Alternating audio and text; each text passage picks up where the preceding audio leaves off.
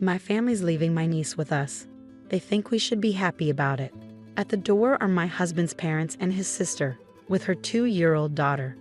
They've been asking us to look after her since they got divorced half a year ago. Instead of easing off, they're insisting we take her, even though we're not in a position to raise someone else's child. But things are about to take a surprising turn with this little girl. I'm Kelly Allen, and I'm 27. I married John, who's 29 and was running a restaurant when we got married 3 years ago. We hoped to have kids, but it didn't happen. Luckily, Jan has been really kind to us, making our lives busy but fun. I've hardly seen John's family since we got married because he's not close to them. The gap between them got bigger when he opened his restaurant. His parents worked at a big family restaurant chain, and they wanted him to join too. But John had his own dreams. I want to make dishes that everyone will love, John explained. But instead of understanding him, his sister treated him like he was attacking their family's restaurant chain. Are you saying our food isn't good enough? John must have found it frustrating that she wouldn't listen. After endless arguments, John gave up trying to convince them. I'd rather keep my distance from Mom and Dad. Okay, I'll stay out of it too, I told him, and we enjoyed our peaceful days together. But everything changed when Jan divorced and moved back in with their parents 6 months ago. One weekday during lunch rush, Jan burst into the restaurant. I'm here again. It's so quiet in here, she loudly announced, bringing her mother and her 2-year-old niece. They sat down without hesitation. You're back. Remember to keep it down, John reminded her. Always complaining. Anyway, I'll have the usual and make it quick.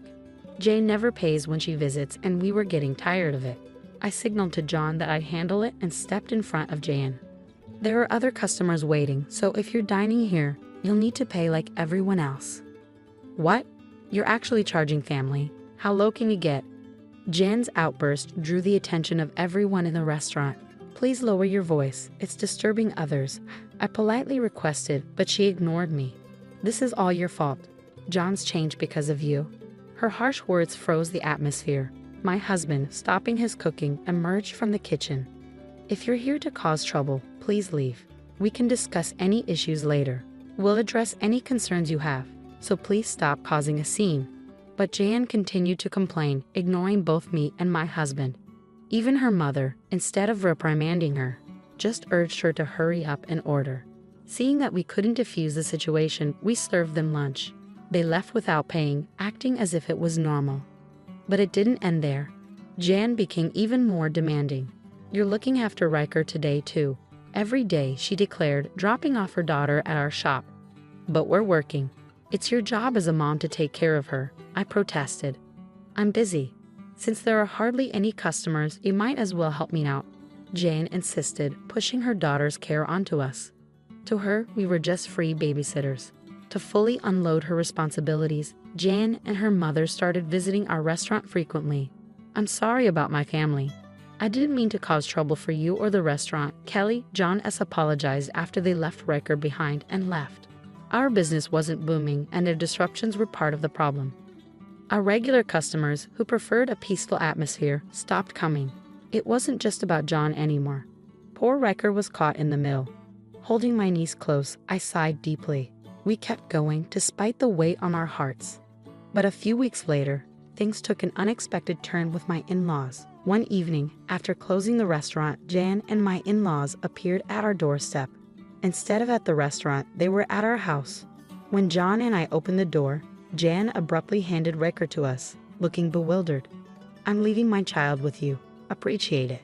John and I were stunned, our eyes wide. What do you mean?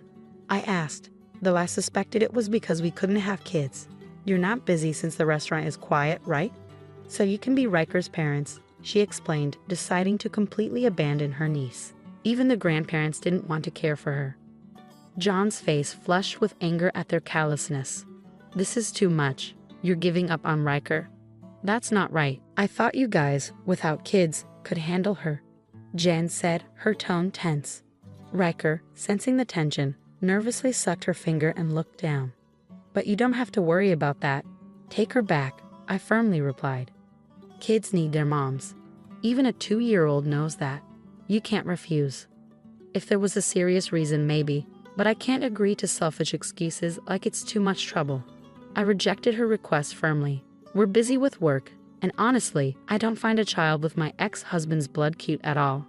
I said, shocked at my own words. That's something a parent should never say, especially not in front of Ricker. It's unacceptable. My in-laws sided with her, sharing her views. Jan and her parents would only make this poor child suffer, they said. Realizing this, I held Riker close, feeling a strong sense of duty. I have to make this child happy. So are you really okay with Riker being our child? I asked Jan firmly. She smirked. Of course, and I'll sell you all her baby stuff and toys. I don't need them anymore, so you better buy everything, she said, her parents smirking behind her. Not only were they avoiding their responsibilities, but they also wanted to make money from us. They were beyond redemption, but if it meant cutting ties with them, it was a win for us. When I talked to John about it, he agreed. Yes, we'll buy everything you're selling. But in return, stay away from us, I told him firmly. Jan stepped closer, asserting, don't act so superior. You're just a daughter-in-law. I was going to sell them anyway. Just be prepared for a big bill. After using us to their advantage, Jan and her parents left in a hurry. True to her word, Jan sent a box of Rikers' used toys and clothes, along with a hefty bill of $30,000. With the restaurant struggling and our finances stretched thin, I couldn't afford such extravagance for Riker. But I still had some savings from before I got married. No, this is too expensive.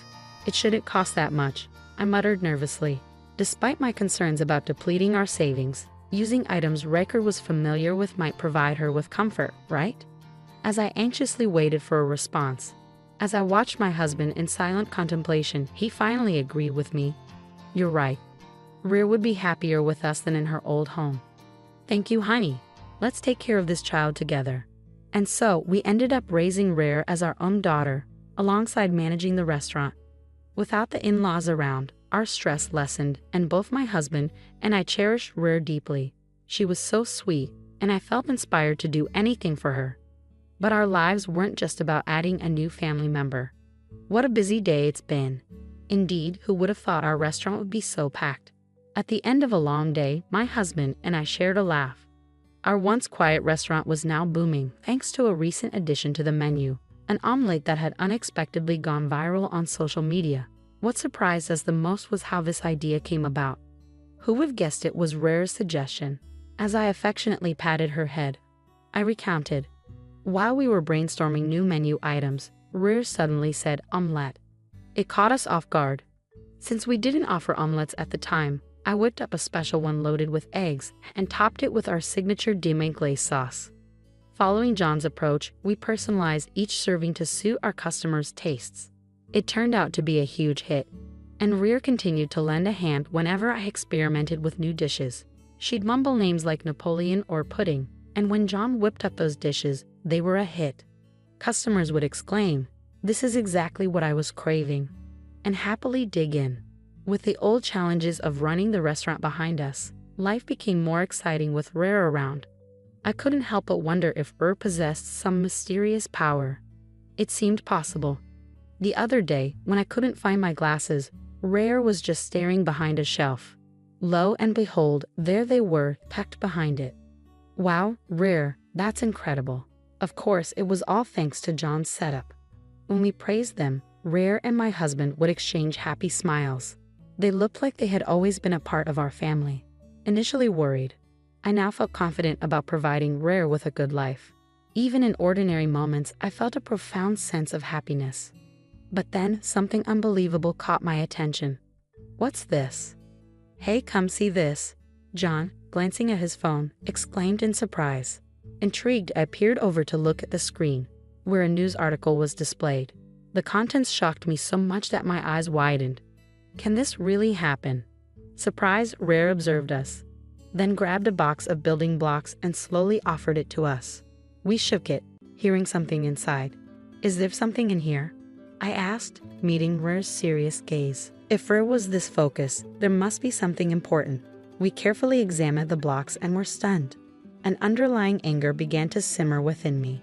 To think she had hidden something like this. Unforgivable. Despite my anger, we knew we had to wait for the right moment. A few weeks later, in the dead of night, Jan and I were startled awake by the doorbell.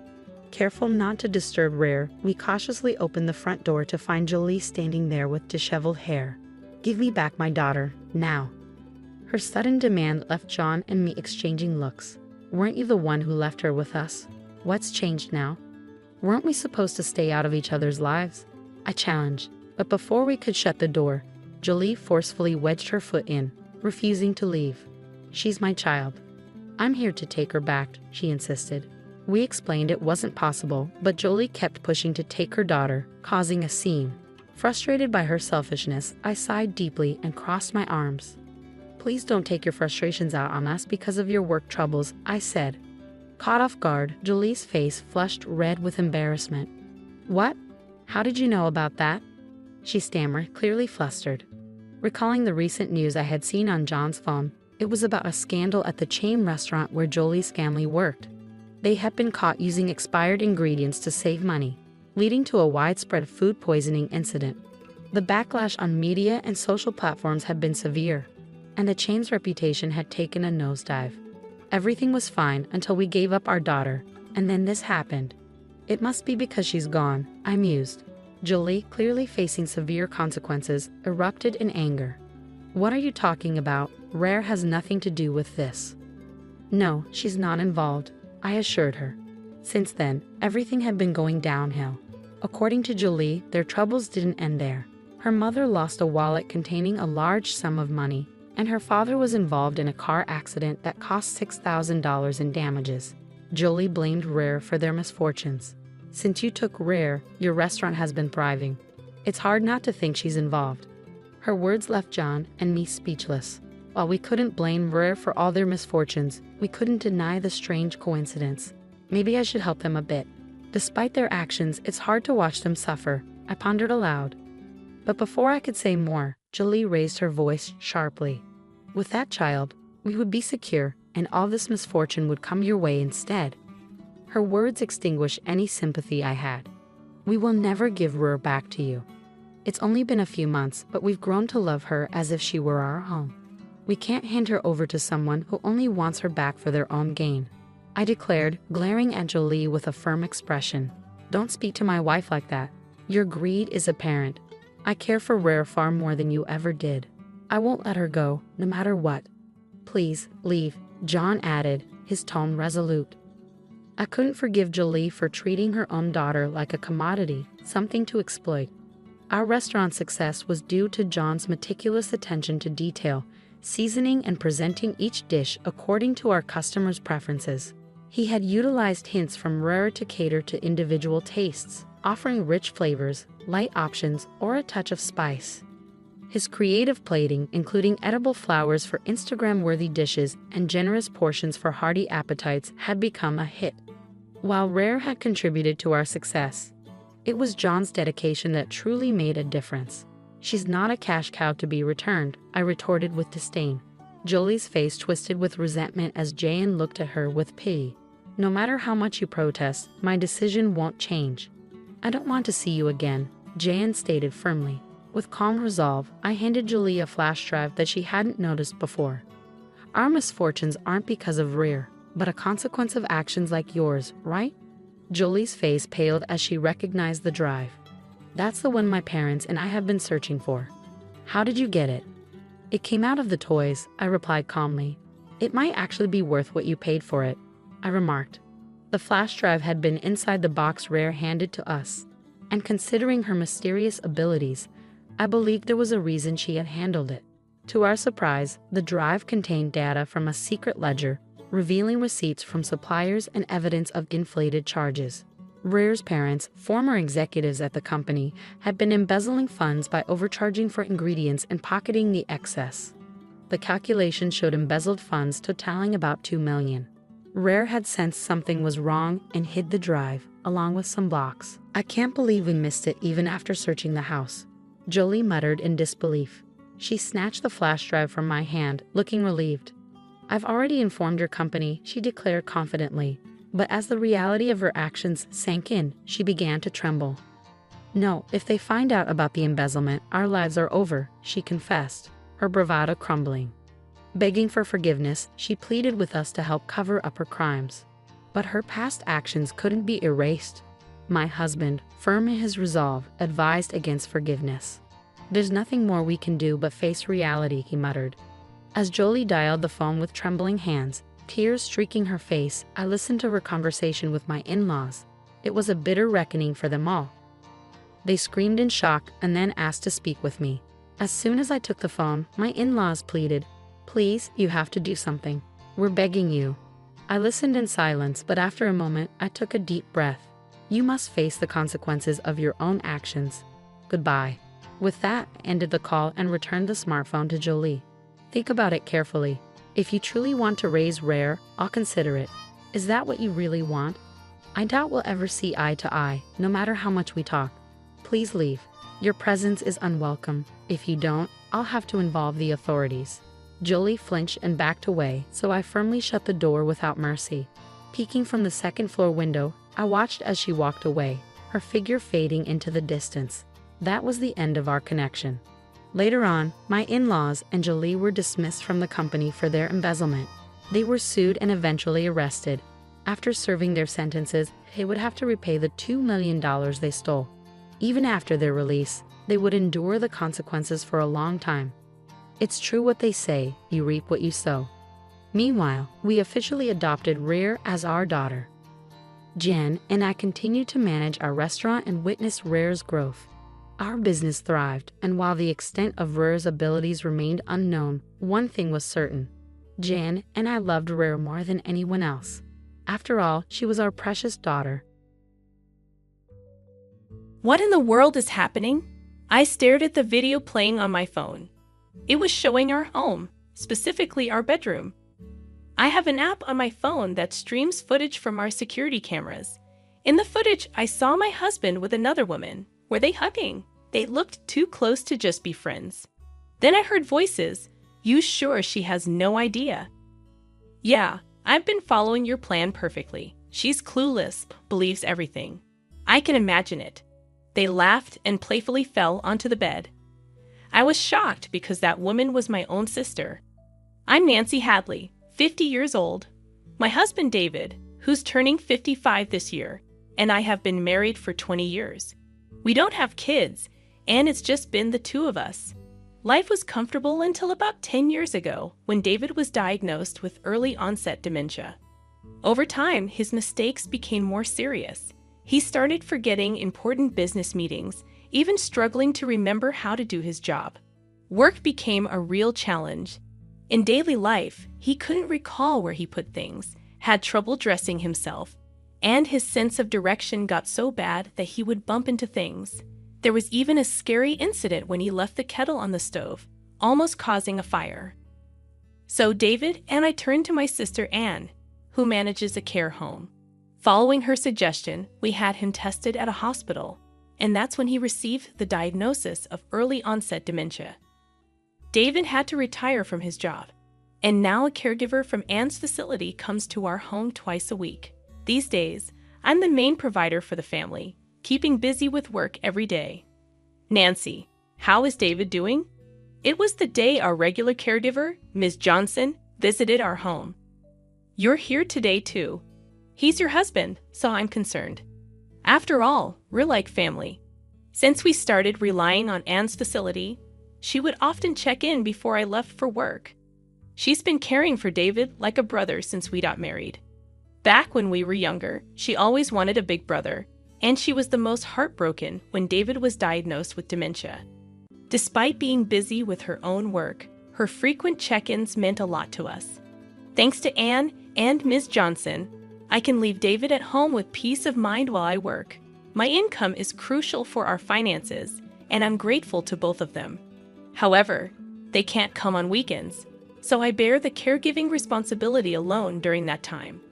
Balancing work on weekdays and caring for David on weekends leaves me with very little time for myself. I wasn't fully aware of it, but I must have been quite exhausted. A nurse, familiar with me from the hospital, where I took David for his regular checkup, noticed my fatigue. "Mrs. Hadley, taking care of your husband is undoubtedly tough. But you also need some time to rest on your own." You're right. While I know I can ask Anne and Ms. Johnson for help in a pinch, I don't want to trouble them further. By the way, a new nurse at the hospital, who used to work at a specialized dementia hospital in New York, suggested, maybe she can assist you. Look, there she is. When I looked where the nurse pointed, I couldn't believe my eyes. It was Amy, my college best friend. Amy seemed surprised too, but we hugged and celebrated our reunion. Amy, who was active in the softball club in college, still looked sharp with her neat short haircut. Nancy, you haven't changed at all. Neither have you, Amy.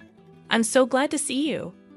Amy shared that she waited for her children to grow up, got divorced, and returned to her hometown. Just let me know when you're free for a cup of coffee, she suggested.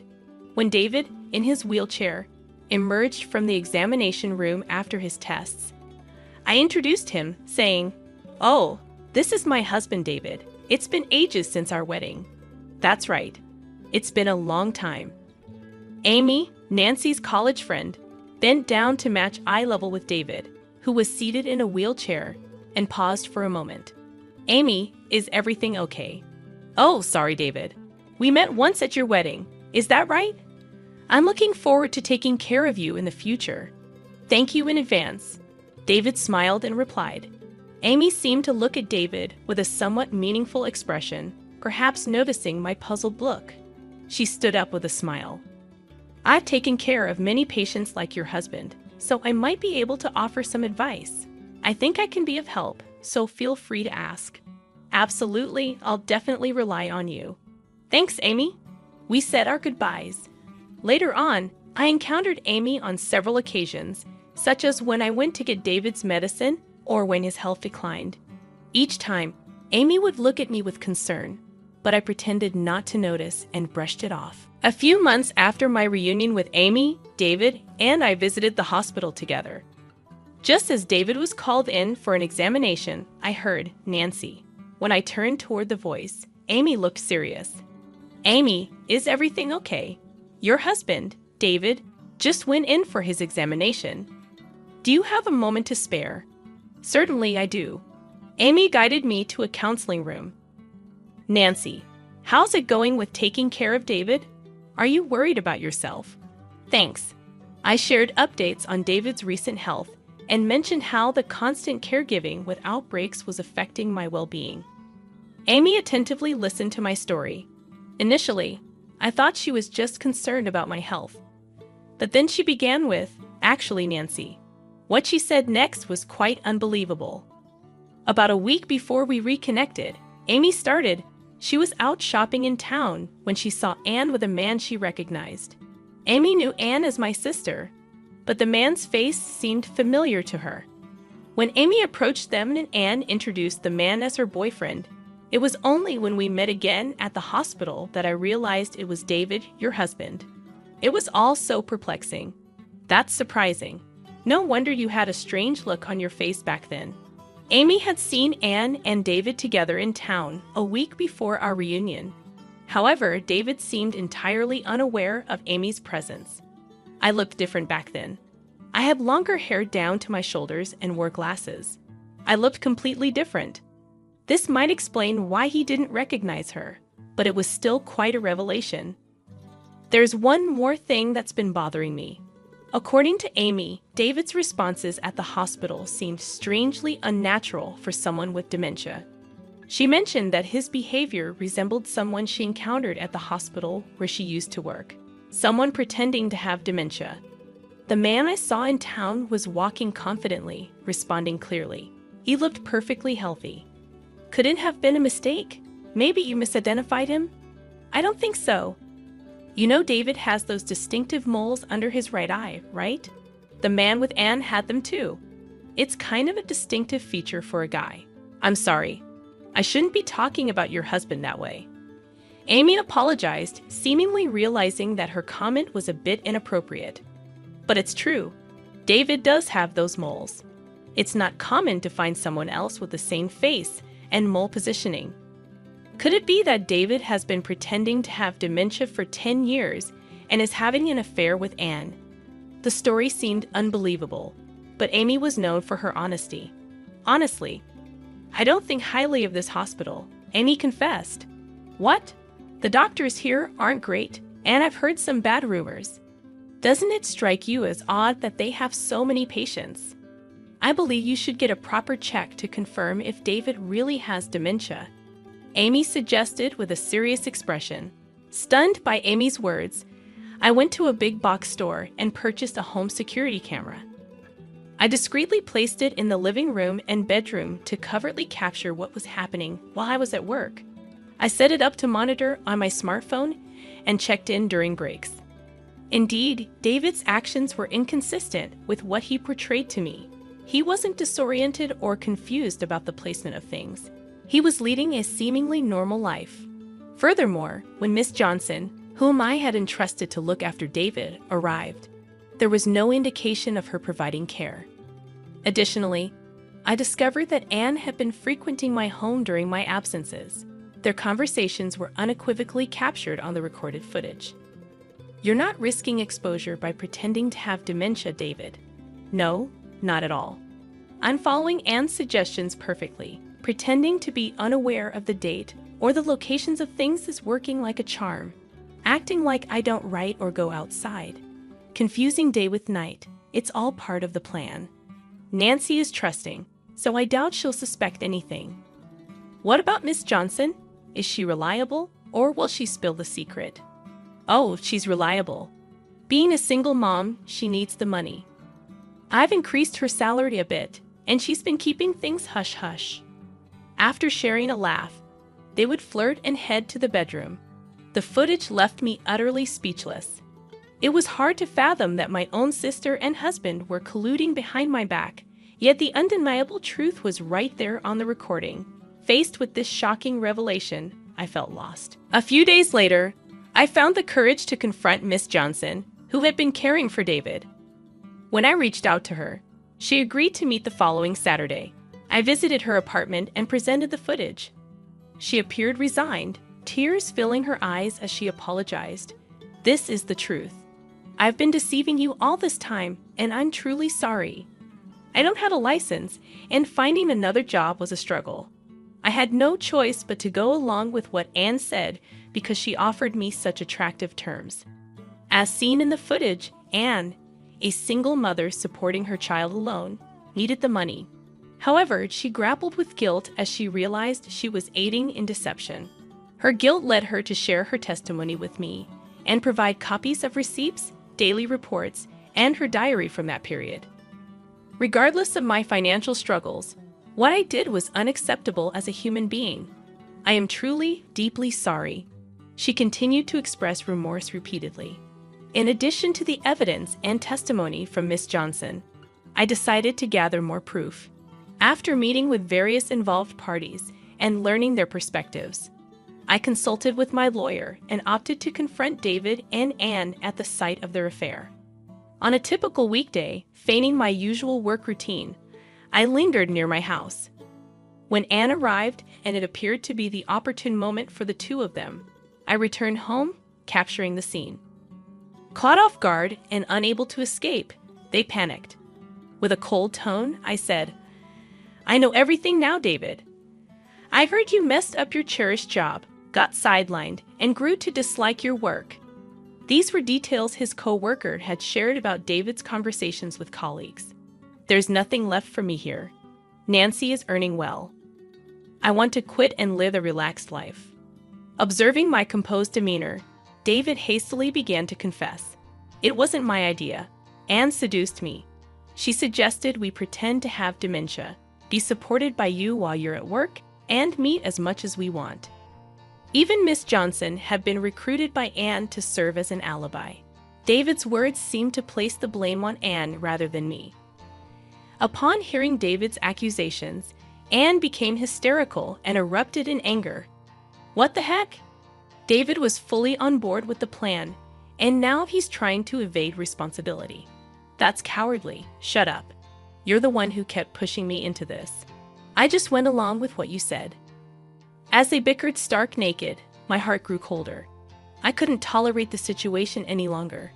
"That's enough, both of you. Get out." I threw their clothes, along with Anne's purse scattered on the floor, out of the living room window and then closed it. Despite their persistent banging on the window and pleas for an explanation, I ignored them, closing the curtains. When their attempts to communicate persisted, I sent a message on WhatsApp stating, "Be quiet. If you don't want the cops called, leave now." Suddenly, they fell silent. For the next few days, they continued to visit the house and send messages on WhatsApp, which became increasingly irritating. So, I sold the house and relocated to a weekly rental apartment. When David was diagnosed with dementia, I proactively changed the title of our jointly owned house to my name.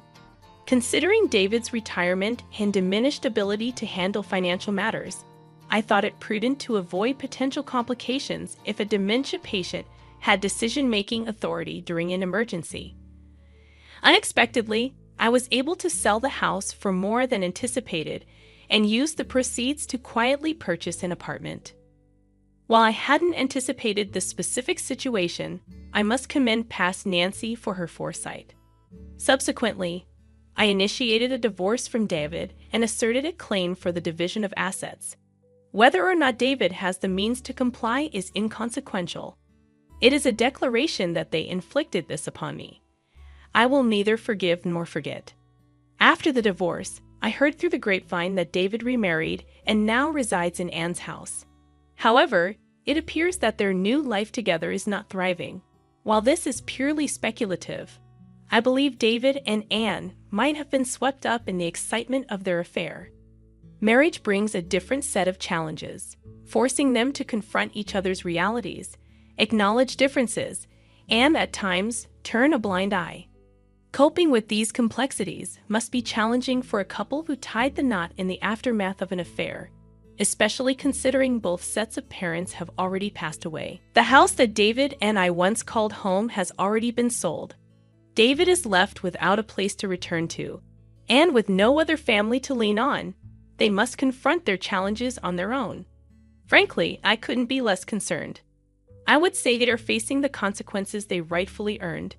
Thanks to Miss Johnson's revelation, Anne's facility lost its license and was forced to shut down. It appears the facility wasn't generating enough profit to repay the bank loan taken when it opened, leaving Anne with a substantial amount of debt. It seems like an appropriate price for a sister who stole her sibling's husband. The dubious doctor who issued the fraudulent diagnosis also faced repercussions. Following the incident, his staff, including Amy, resigned one by one, rendering it impossible to sustain the business and resulting in the closure of his clinic.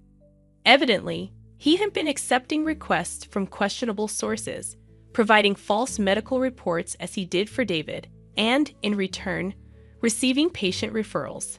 This unveiled the truth behind why he had a considerable number of patients despite lacking the necessary skill and a reputable status. Discovering the truth was a shock, and I couldn't help but be appalled by the audacity of some doctors. However, I acknowledge my own responsibility in this matter. I was overly trusting, believing my sister's words and the dubious doctor's assertions without questioning them. According to Amy, I tend to be too kind and overly trusting.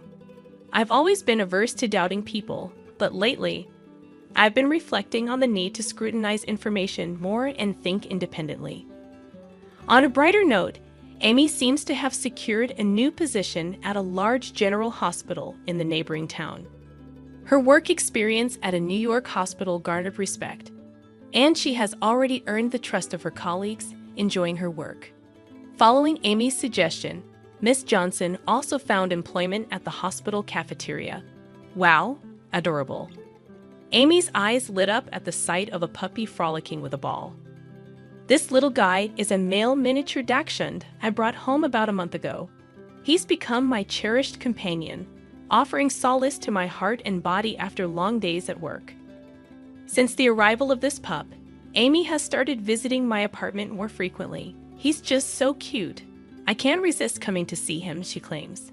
However, in reality, her visits are driven by concern for me, though she won't admit it. While I've lost my husband, I now get to relish enjoyable moments with my best friend. I find myself thinking that a single life, enjoying the company of a female companion, doesn't sound too bad after all. You're pitiful, just a dropout kid from the lowest rung. I bet you were raised in poverty and your kid is living at the bottom of society. I understand your perspective. Let me introduce myself. I'm Mary. My life has been a roller coaster, to say the least. When I was about to finish middle school, tragedy struck. I lost both my parents in a short span of time. Coping with such loss, my focus shattered, and I couldn't muster the will to study for exams anymore. Predictably, I failed all my high school entrance exams, even the backups. At 15, I found myself at a crossroads, gap year or workforce. To be honest, I did have aspirations of attending high school, but the family members who took me in were financially strained.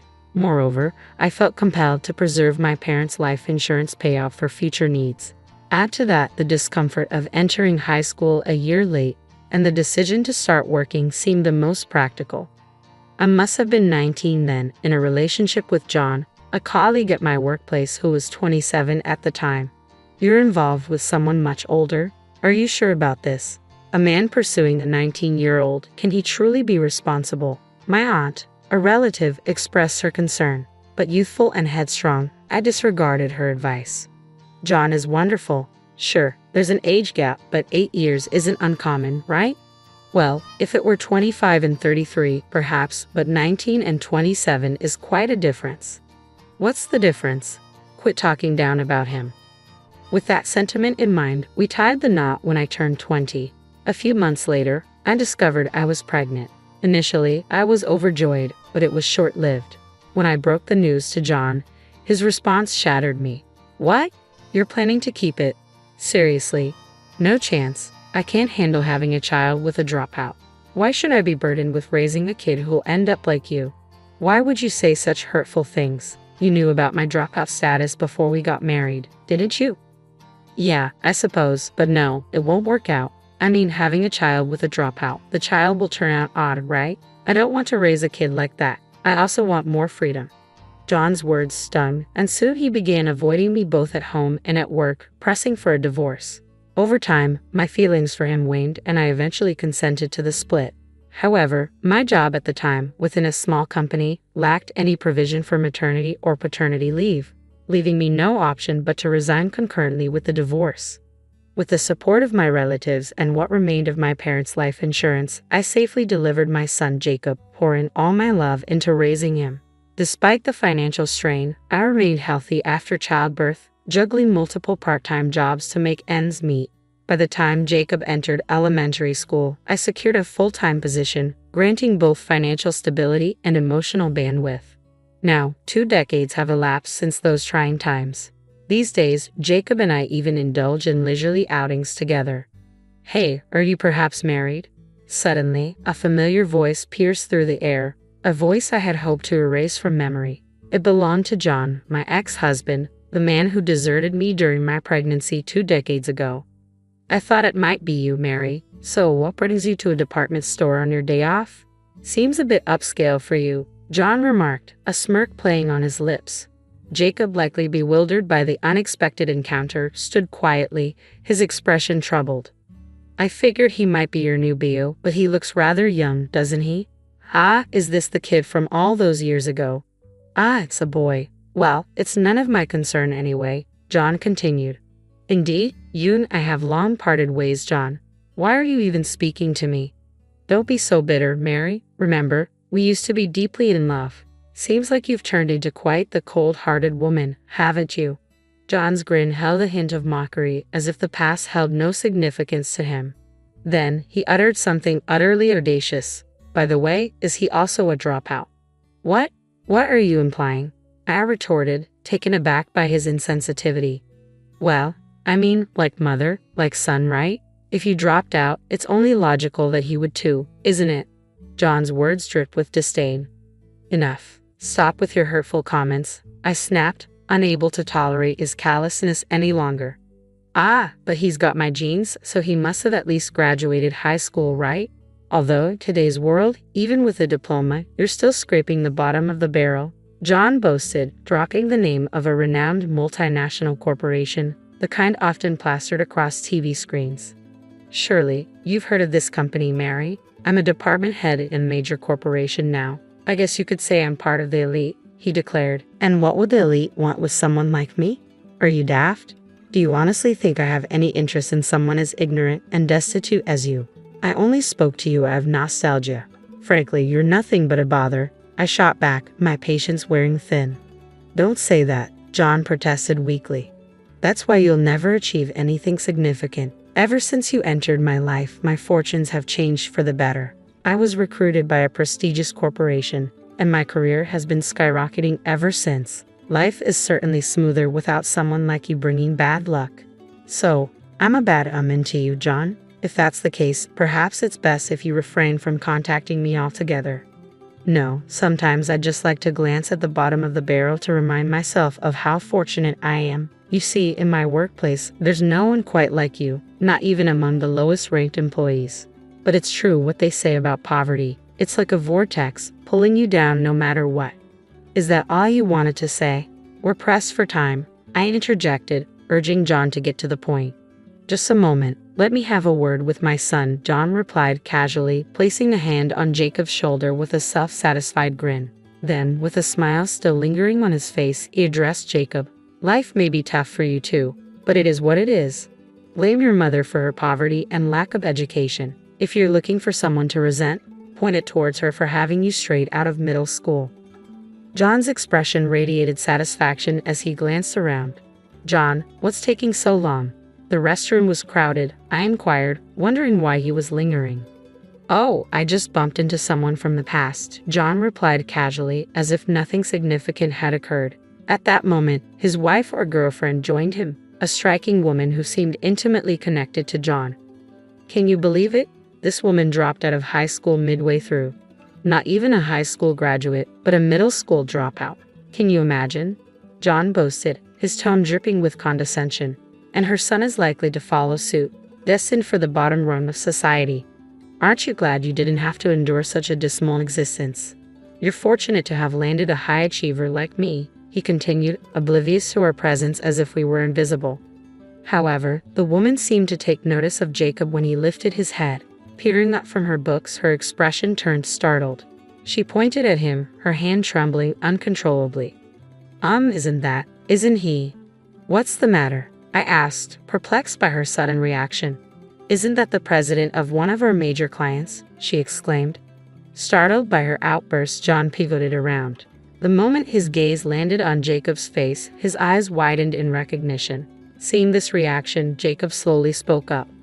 I heard your company's name earlier, but upon seeing your face, I suspected it might be you. Indeed, you are the one. Thank you for your hospitality at that dinner the other day. Oh, that. Mr. Jacob, you seemed quite reserved during our dinner. It's quite surprising to witness you publicly criticizing others, labeling them as low-life and uneducated at your whim. Quite impolite of you, isn't it? The woman Lily remarked with a touch of reproach. No, that's... Lily, why didn't you inform me? John interjected, his tone tinged with frustration. I couldn't get a good look at him. Plus, I work in a different department. I can't possibly remember all the clients' faces, Lily defended herself, her voice tinged with apprehension. Useless. What did you just say? John snapped, the tension between him and Lily escalating rapidly. However, Jacob remained unfazed by their argument and spoke up calmly. Well, I'm not particularly interested in your quarrel. I now have a clearer understanding of the director's usual approach. We were in talks about implementing our system in your company, but let's abandon that idea. No, please wait, this is all just a misunderstanding, Jacob interjected, his voice tinged with urgency. Misunderstanding? How is it a misunderstanding when you publicly insulted me? John retorted, his tone laced with indignation. Well, you see, Jacob faltered, struggling to find the right words to explain himself. Mary, this is your fault, John interjected suddenly, redirecting the blame. What? How is this my fault? Mary questioned, bewildered by John's accusation. Because, why on earth would someone like you, a high school dropout, be with Mr. Jacob? Do you even realize who he is? He founded a business while still in college and holds numerous patents. The system he developed is so advanced that major companies are vying to adopt it, John explained, his voice dripping with condescension. Is that so? And why are you with him when you didn't even know that? Mary countered, her tone tinged with skepticism. I'm not quite sure. I don't typically discuss work matters with my son, John replied. He sat down. Your son? Mary echoed, her tone reflecting surprise. Yes, that's correct. Pleased to make your acquaintance. I am Jacob, the prodigy, son of the high school dropout. Jacob interjected confidently. Well, that's, John stammered, caught off guard by Jacob's assertion. It seems you have something on your mind regarding my mother. Please feel free to express yourself. We likely won't have another chance to converse, Jacob encouraged, his tone composed. Oh, well, what's the situation here? How come someone like you? Why is someone like Jacob's mother a high school dropout? John stumbled over his words, struggling to articulate his thoughts. John faltered, taken aback by Jacob's unexpected interjection. He appeared torn, as if he wanted to retort but found himself at a loss for words. His gaze shifted uneasily between Mary and Jacob. From my earliest memories, my mother instilled in me a wealth of knowledge. Despite her lack of formal education beyond middle school, she delved into countless books and shared their wisdom with me, Jacob continued, his voice steady and composed. What? I never knew Mary possessed such depth, John muttered, visibly surprised. But there was one subject my mother remained silent on, the criticisms of my father, who abandoned us during her pregnancy. I've harbored resentment towards my father for as long as I can remember, but my mother always insisted it was her own naivety that led to our struggles. Even in our most dire circumstances, when we had nothing and were barely scraping by, she maintained a radiant smile. She's the person I admire most, Jacob recounted, his voice tinged with reverence. So you hold her in high regard, but Mr. Jacob, you share my bloodline, don't you? Can't you consider signing a contract with my company? John pressed, his tone pleading. Yes, I could. However, what's truly unacceptable here is your behavior. We're in a public setting, you know. Have you not considered the embarrassment you're causing? Jacob countered, his tone firm. Well, that's just my honest opinion. I simply perceive Mary as lacking in intelligence, that's all, John retorted, his tone unapologetic. And what does that make you, the man who fathered a child with this woman you call stupid? What kind of person does that make you, abandoning her when she was so young? Maybe she was innocent, but do you have any idea of the hardships she endured? You seem proud of your position in a big company, but why didn't you contribute even a single cent in child support? Jacob's accusations hung heavy in the air, leaving John speechless. As Jacob's words sank in, Lily's expression transformed. From a troubled look, her face now bore a glare directed squarely at John. Wait a minute, that's not what you told me. No, you just be quiet. That can't be true. Didn't you share with me that your previous wife cheated on you and left, that she denied you access to your child, and even refused your attempts to provide child support, forcing you to save instead? Was that entire story just a fabrication? Lily's voice was edged with disbelief and accusation. It seems highly likely that it was a fabrication. My mother and I still reside with our relatives. He knows where we are if he truly intended to provide child support. Mom, has this man ever attempted to contact you? Jacob inquired. Not once. Not on my cell phone. Not at any relative's house. And certainly, there's been no mention of child support, Mary confirmed, her tone tinged with disappointment. My revelation seemed to ignite fury in Lily, while John's complexion drained of color. You lied. You're despicable. I'm relieved I didn't marry you. It's over between us, Lily declared, her voice trembling with anger. What? Wait, Lily, please don't go, John pleaded, desperation evident in his tone. John hastily pursued Lily, leaving Jacob and me to exchange a knowing glance before erupting into laughter. John's pitiful demeanor was simply too amusing to ignore. Afterward, we indulged in some window shopping, feeling thoroughly content as we headed home. Later, Jacob filled me in on the situation. His company and John's were on the verge of sealing a significant contract, but Jacob opted to pull out at the 11th hour. Apparently, he was entirely transparent about his reasons. Your representative was my father, the man who abandoned my pregnant mother and neglected to provide child support. It's inconceivable to trust such an individual and engage in business with him. The system I've developed is akin to my own offspring. Entrusting it to him, just the thought makes my skin crawl. Predictably, this turn of events stirred up considerable turmoil. Allegedly, the company penalized John by demoting him and sidelining his role. It appears they're hoping to coax Jacob into reconsidering the contracts by making an example of John. From Jacob's perspective, it seems he might entertain the idea if they slash John's bonus. Undoubtedly, John is about to face some challenging times, but perhaps it's what he deserves, isn't it? At 48, he only has to weather another 12 years until retirement. My mom endured much harsher circumstances for far longer. When you put it into perspective, this isn't all that tough. Jacob's expression was one of genuine anger as he voiced these sentiments. I empathize with his emotions, so I have no intention of intervening. In his desperation, John has sought refuge at our relative's home. With a deep bow at the entrance, he pleads desperately. I'm deeply sorry for what I did in the past. I lied about providing child support, but I do have savings now. I'm willing to offer Jacob the equivalent of child support as a gift while I'm alive. I'll even compensate Mary if necessary. Please reconsider, John implored.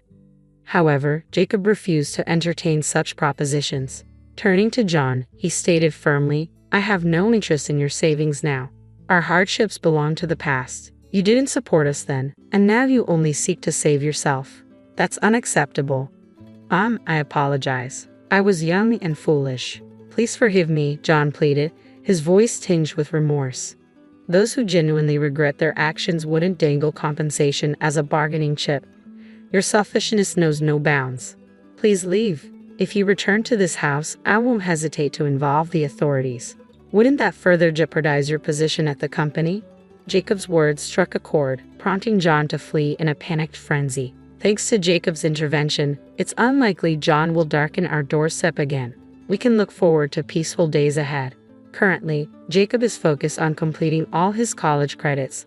But once that's accomplished, he plans to treat the entire family to a trip to a hot springs resort. Despite my protests, Jacob insists on repaying our support. If that's his wish, we'll gratefully accept his generosity. Surely, we'll enjoy a wonderful time on that trip.